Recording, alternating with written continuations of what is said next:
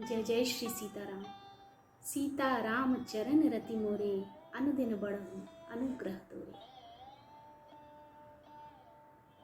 जय समस्त देवी देवताओं की, जय राम दरबार की, जय हनुमान जी महाराज की, जय श्री रामचरितमानस की, जय गोस्वामी तुलसीदास की, जय विष्णु भगवान की। ओम नमो नारायणाय। जय जय श्री सीताराम। श्री रामचरितमानस पवित्र मानस की संपूर्ण चौपाइयाँ धीरे धीरे आगे की ओर प्रवाहित हो रही है और हम सभी इसका श्रवण लाभ ले रहे हैं। ये बड़े ही हर्ष का विषय है। हम जितना ही सुनते हैं, पढ़ते हैं, भगवान की ऐसी कृपा और ऐसी महिमा होती है कि मन एकाग्र हो करके बस और अधिक सुनने को ही ललायित रहता है। यही भक्ति है। यही भक्ति हमें परम भक्ति की ओर ले जाती है, जो धीरे धीरे परंतु बढ़ती ज़रूर है। पिछले वीडियो में चौपाइयों के माध्यम से मैंने समझाया था कि राजा दशरथ जी बहुत व्याकुल हो जाते हैं कैकेयी माता को देखकर और बार बार प्रश्न पूछना चाहते हैं। वो बहुत ही क्रोध में हैं और कोप भवन में जाकर सारे गहनों को छोड़कर, त्याग कर, श्रृंगार को त्याग कर लेट गई हैं।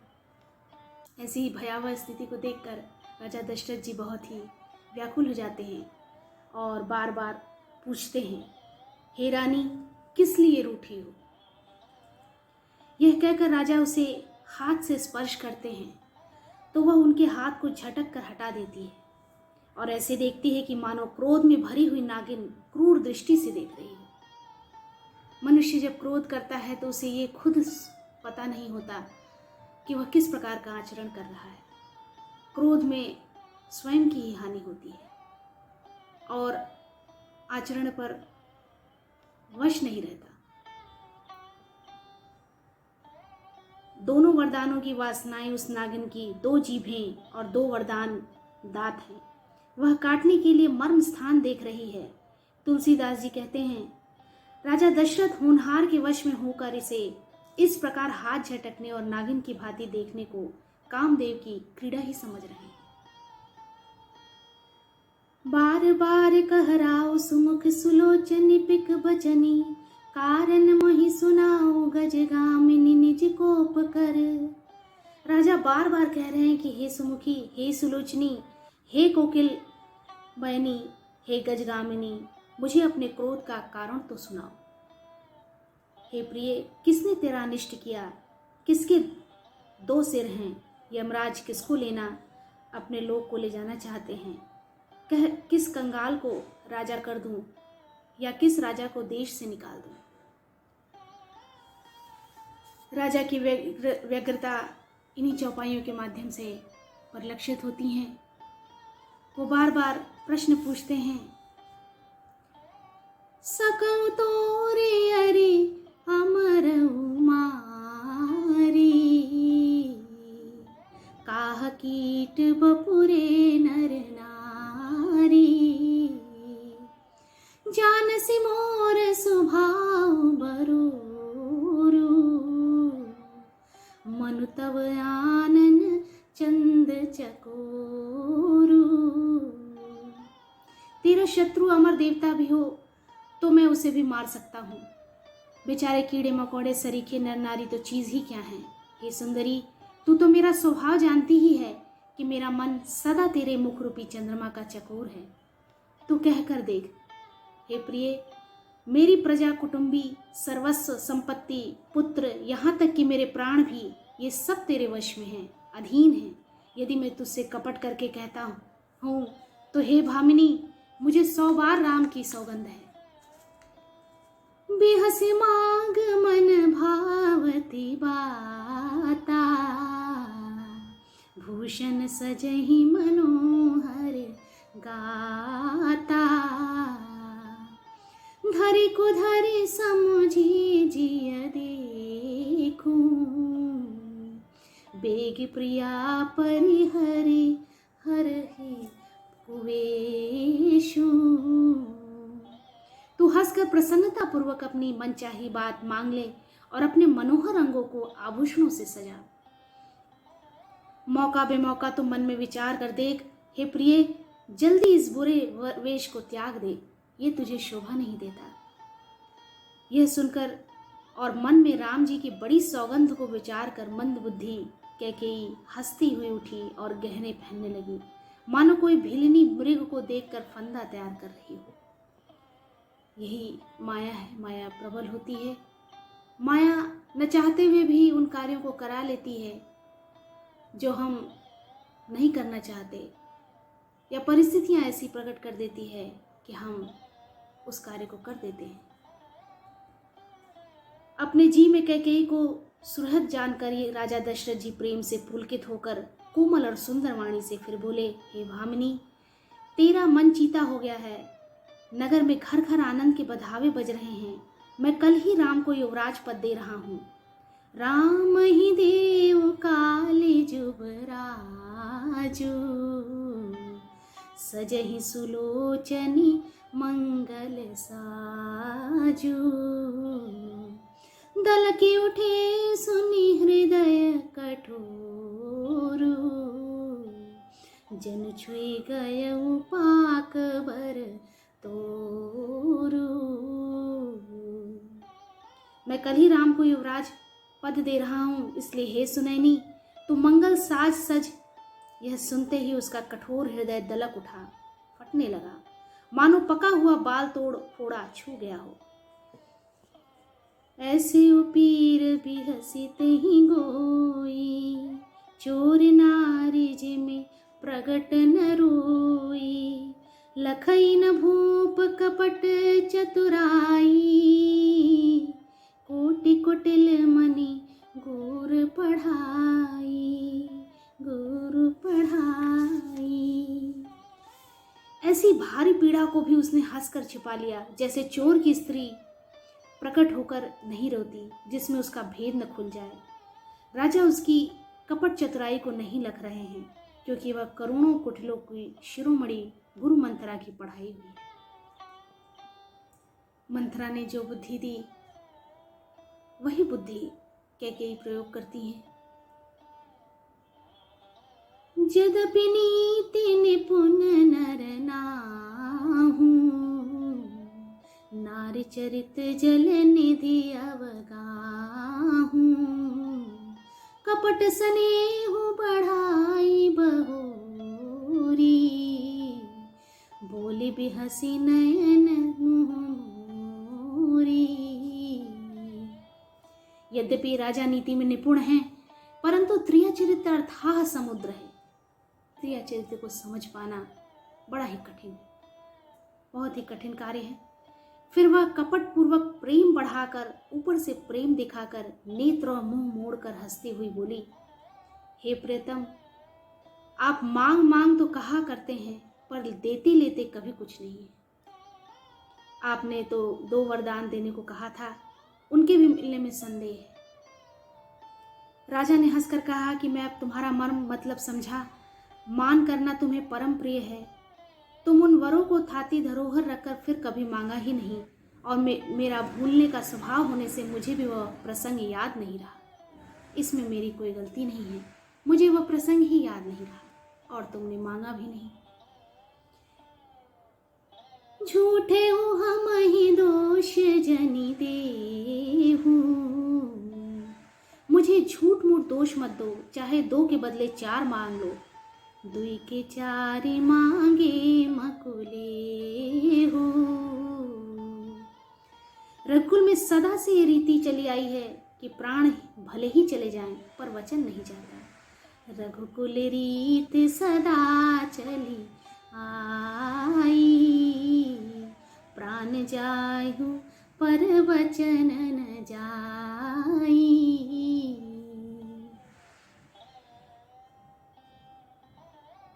रघुकुल की रीति चली आ रही है कि प्राण भले ही चले जाए पर वचन नहीं जाता। तुम्हारे वचन, जो भी वचन के अंतर्गत जो भी मांगोगी उसको पूरा किया जाएगा। 2 की जगह 4 मांग लो। असत्य के समान पापों का समूह भी नहीं है। क्या करोड़ों गुगुचियां मिलकर भी कहीं पहाड़ के समान हो सकती हैं? सत्य ही समस्त उत्तम सुकृतों पुण्यों की जड़ है। यह बात वेद पुराणों में भी प्रसिद्ध है और मनु जी ने भी यही कहा है। तही पर राम शपथ करियाई, सुकृत स्नेह अवधि रघुराई। बात दृढ़ाई कुमति हंसी बोली, कुमत कुबेहग कुलग जनु खोली। उस पर मेरे द्वारा श्री राम जी की शपथ करने में आ गई। मुंह से निकल पड़ी, श्री रघुनाथ जी मेरे सुकृत पुण्य और स्नेह की सीमा है।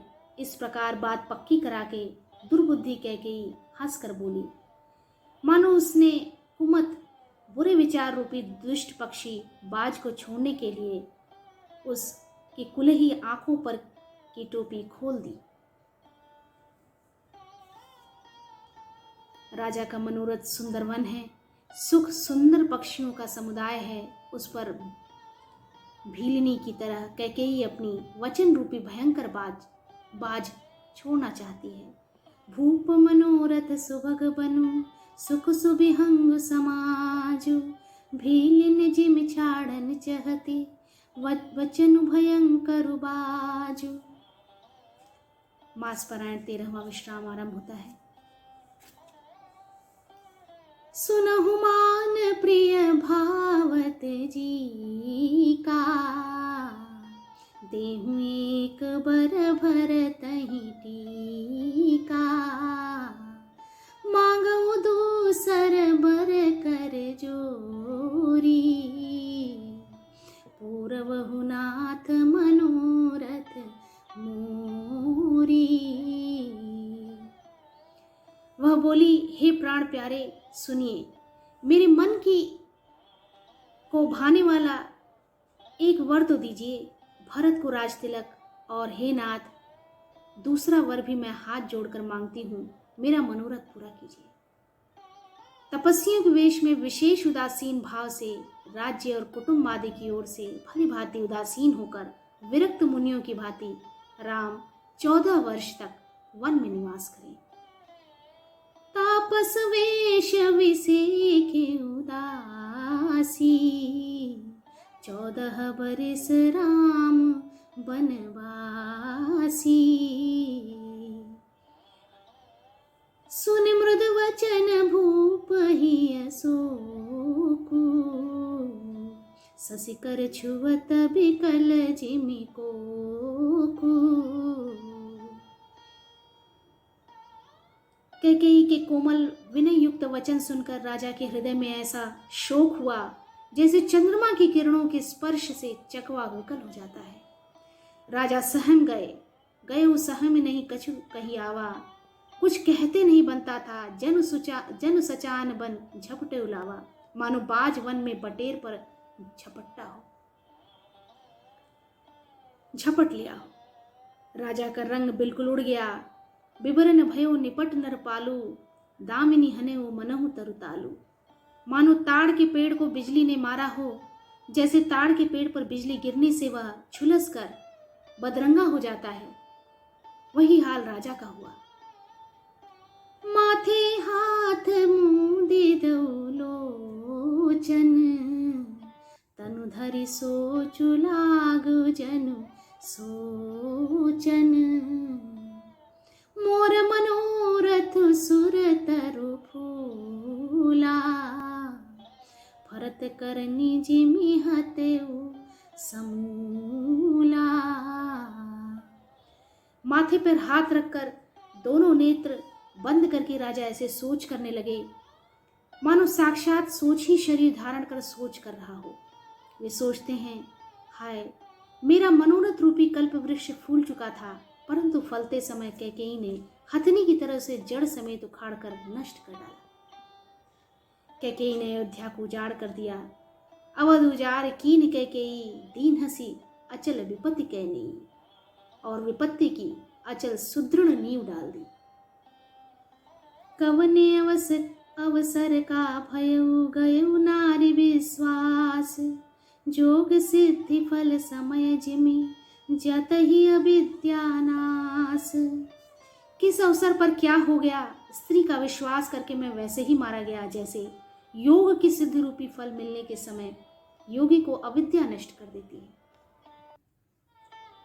यही विधि राव मन ही मन झाखा, देखे को भाति कुमति मन माखा। भरत की राउर पूत न होही, आनहु मूल बेसाही की मोही। इस प्रकार राजा मन ही मन चीख रहे हैं। राजा का ऐसा बुरा हाल देखकर दुर्बुद्धि कैकेयी मन में बुरी तरह से क्रोधित हुई और बोली, क्या भरत आपके पुत्र नहीं हैं? क्या मुझे आप दाम देकर खरीद लाए हैं? क्या मैं आपकी विवाहिता पत्नी नहीं हूँ? जो मेरा वचन सुनते ही आपको बाण सा लगा, तो आप सोच समझकर बात क्यों नहीं करते? उत्तर दीजिए, हाँ कीजिए, नहीं तो ना ही कर दीजिए। आप रघुवंश में सत्य प्रतिज्ञा वाले प्रसिद्ध हैं। जो सुनिसरु अस लाग तुम्हारे, काहे न बोलहु वचन संहारे। देहु तरु अनुकरहु कि नाही, सत्य संध तुम रघुकुल माही। आपने ही वर देने को कहा था, अब भले ही न दीजिए, सत्य को छोड़ दीजिए और जगत में अपयश लीजिए। सत्य की बड़ी सराहना करके वर देने को कहा था, समझा था कि यह चबेना ही मांग लेगी। सत्य सराही कहे हो वर देना, जाने हो ले मांग जवेना। सिविदधि चेबली जो कछु भाषा, तनु धनु त्यजेउ वचन पनु राखा। अति कटु वचन कहत कैकेयी, मानहु लोन जरे पर देई। राजा शिवी, दधीची और बलि ने जो कुछ कहा, शरीर और धन त्याग कर भी उन्होंने अपने वचन की प्रतिज्ञा को निभाया। कैकेयी बहुत ही कड़वे वचन कह रही है, मानो जले पर नमक छिड़क रही है। धर्म धुरंधर धीर धरी, नयन उघारे राय। सिर धुन लीन सास असी, मार सी मोही कुठाय। धर्म की धूरी को धारण करने वाले राजा दशरथ ने धीरज धरकर नेत्र खोले और सिर धुनकर और तथा लंबी सांस लेकर इस प्रकार कहा कि इसने मुझे बड़े कुठौर मारा, ऐसा कठिन परिस्थिति उत्पन्न कर दी जिससे बच निकलना कठिन हो गया है। प्रचंड क्रोध से जलती हुई कैकेयी सामने इस प्रकार दिखाई पड़ी, मानो क्रोध रूपी तलवार नंगी म्यान से बाहर खड़ी हो। कुबुद्धि उस तलवार की मूठ है, निष्ठुरता धार है और वह कुबरी मंथरा रूपी सान पर धरकर तेज की हुई है। राजा ने देखा कि यह तलवार बड़ी ही भयानक और कठोर है। लखी महीप कराल कठोरा, सत्य के जीवन ले मोरा। बोले राव कठिन कर छाती, बान सविनय तासु सुहाती। भयानक और कठोर तलवार को देखकर राजा ने देखा और सोचा, क्या सत्य ही यह मेरा जीवन लेगी? राजा अपनी छाती कड़ी करके बहुत ही नम्रता से साधु से कैकेयी को प्रिय लगने वाली बाणी बोले, प्रिया वचन कस कहसी को भाती। भीर प्रतीति प्रीति करे हाथी। मोरे भरतु राम दुई आखी। सत्य कहो करि सकरु साखी। हे प्रिय, हे भीरु, विश्वास और प्रेम को नष्ट करके ऐसे बुरी तरह से के वचन कैसे कह दे रही हो? मेरे तो भरत और रामचंद्र दो आंखें अर्थात एक से हैं। यह मैं शंकर को साक्षी देकर सत्य कहता हूँ। यह सत्य वचन है, इस पर विश्वास करो। मैं अवश्य सवेरे ही दूध भेजूंगा। दोनों भाई भरत शत्रुघ्न सुनते ही तुरंत आ जाएंगे। अच्छा दिन, शुभ मुहूर्त शुद्धवा कर सब तैयारी करके डंका बजाकर मैं भरत को राज्य दे दूंगा। लोभ न राम ही राज कर, बहुत भरत पर प्रीति। मैं बड़ छोट विचार जिए, करत रहे उन पुनीति। राजा को, राम को राज्य का लोभ नहीं है और भरत पर उसका बड़ा ही प्रेम है। मैं ही अपने मन में बड़े छोटे का विचार करके राजनीति का पालन कर रहा था, बड़े को राज तिलक देने जा रहा था। राम की 100 बार सौगंध खाकर मैं स्वभाव से ही कहता हूँ कि राम को माता कौशल्या ने इस विषय में मुझसे कभी कुछ नहीं कहा।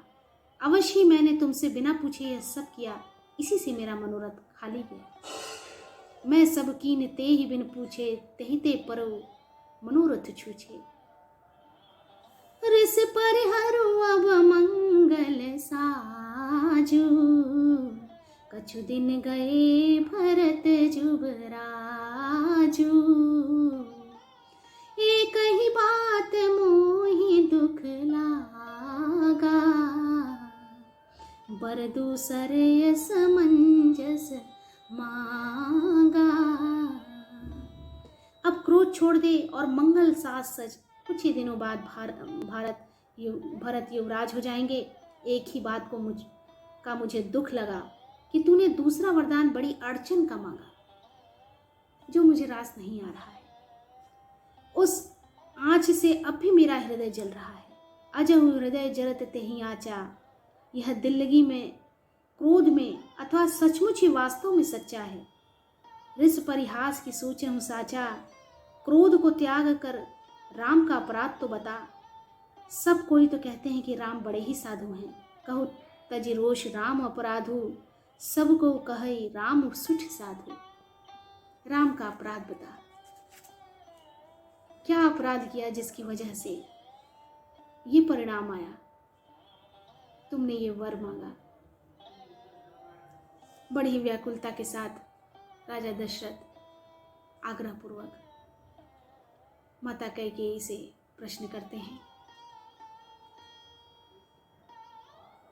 तू सराहसी करसी सनेहु, अब सुनि मोहि भयउ संदेहु। जास स्वभाव रही अनुकूला, सो किमि करहि माते प्रतिकूला। तू स्वयं भी राम की सराहना करती और उन पर स्नेह किया करती थी। अब यह सुनकर मुझे संदेह हो गया है कि तेरी प्रशंसा और स्नेह कहीं झूठे तो न थे। जिसका स्वभाव शत्रु को भी अनुकूल है, वह माता के प्रतिकूल आचरण क्यों करेगा? इस वीडियो में इतना ही। आगे के वीडियो में श्री रामचरितमानस की चौपाइयों की श्रृंखला अनवरत रूप से चलती रहेगी, आगे बढ़ती रहेगी। श्रवण लाभ हम सभी लेते रहेंगे। हम सब पर भगवान की कृपा सदैव बनी रहे। जय जय श्री सीताराम। जय जय श्री सीताराम।